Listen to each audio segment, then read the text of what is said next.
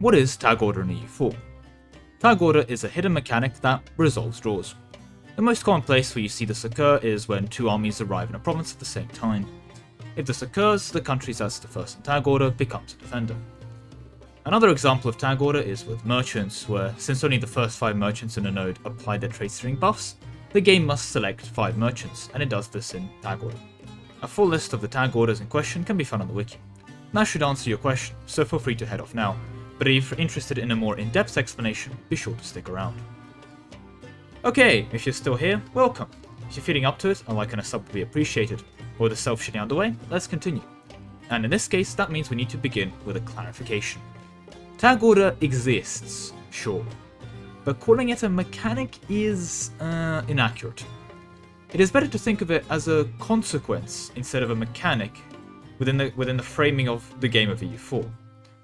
See, EU4 itself has been called many things in the past, usually it's just referred to as a grand strategy game, but if you have also been on the Discord and got into arguments with people, well, you would see that EU4 has been referred to as an RTS or even a sandbox game. Where am I going with all this?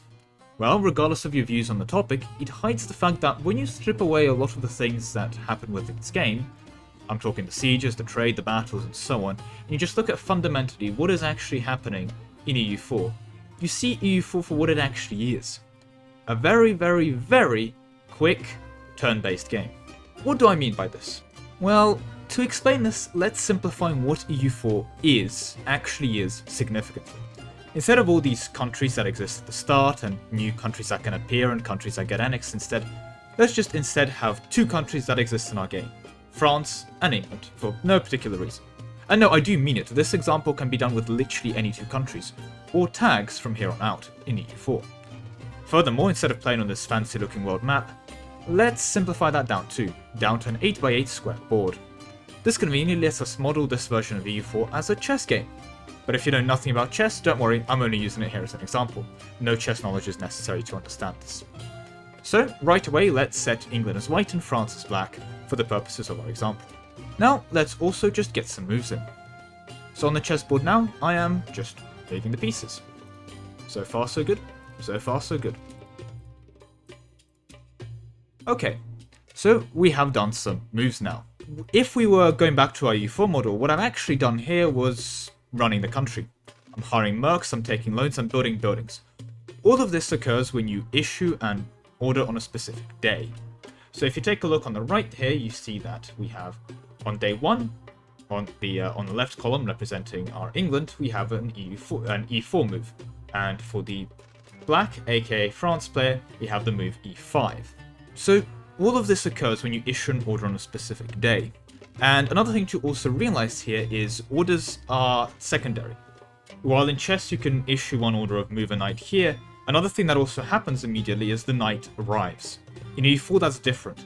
Your arrival time is also meant by your tag order, where the game goes, okay, need to load you whenever you arrived. And fundamentally, this is what EU4 is. Every turn, or more specifically day, the EU4 game itself, the central loop that runs everything goes, okay, it's the 11th of November. Sweden, what are you doing today? Sweden, if it's an AI, then submits their orders, and if it's a player, well, it does the same thing, I guess, on the first day since we have it unpaused. Usually, of course, the game isn't waiting for you to do it, you just do it live. And after it's done that, it goes to the next country, Denmark, who then submits their orders, and it continues until it's done with everyone's country. An interesting note to observe here, for example, is that rebels are one of the first things processed, so you're never beating rebels to a siege, because rebels are first in tag order. But going back to the previous example, we've processed everything on the 11th, so then the game goes, okay, let's go to the 12th, and then it repeats this entire cycle again. Now this sounds incredibly computationally intensive, because it is. Now of course, modern computers are quite good at computing, so the EU4 game itself can do the cycle quite quickly. Another optimization that you need to consider when evaluating how efficient this is that you're not doing literally everything in a turn. In fact, most of the time you are just sitting there with the game running, waiting for a siege to end, or waiting for a certain date to be reached, etc, etc. Which means you're not actually adding that many commands, and the same can be said for AIs. They're not issuing that many commands. Most OPMs have their armies parked in their capital, drilling or whatever they're doing, or just not being paid for. Very few orders end up actually issued in standard procedure. And this minimizations of orders being issued helps the game run when realistically, if everyone was reissuing their orders, it'll get quite cloggy. A good example of when the game does get cloggy because everyone suddenly starts issuing orders is the League War kicking off in Europe. If you are outside of Europe, or you're in Europe and you didn't kill the entirety of Germany by the time the League War kicks off, or any other myriad of factors, and each League War has 50 players on each side, or 50 AIs in this case, and the war does kick off, what suddenly happens is every single one of those AIs is suddenly sending movement orders, they're suddenly making calculations where they want to hire mercs, where they want to take out debt, etc, etc, etc. And with all of these calculations being done, naturally you will see the game start to lag a bit, because again, every single country is doing all of these calculations, decisions, and orders being given to the central program. But that's again a part where the optimization fails. Most of the time, only a couple countries are doing a decision like, I should attack my neighbors, I should hire mercenaries. But one thing that the game still needs to do, and this is another place where you're going to notice lag, is of course the month tick.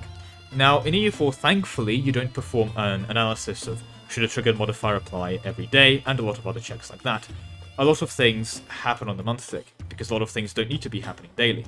This does mean that when the month tick does occur, there is a big thonk by the AIs.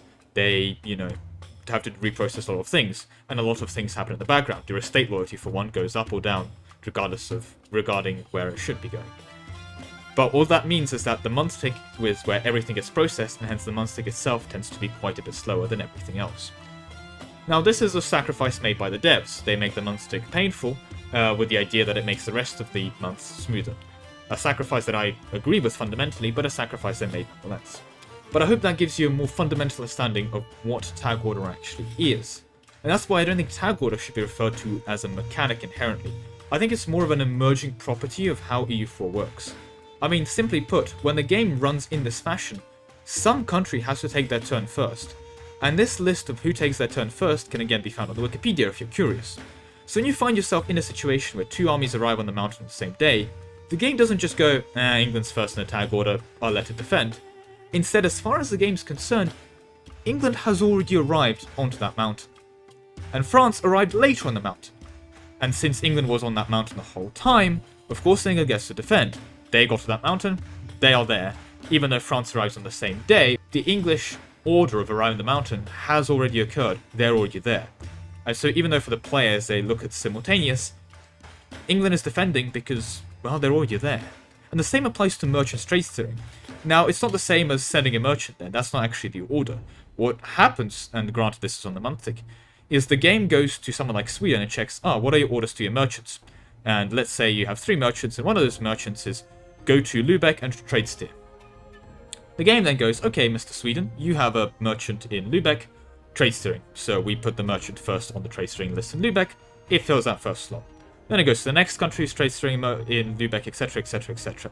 Until you get to 5 merchants trade steering in Lübeck.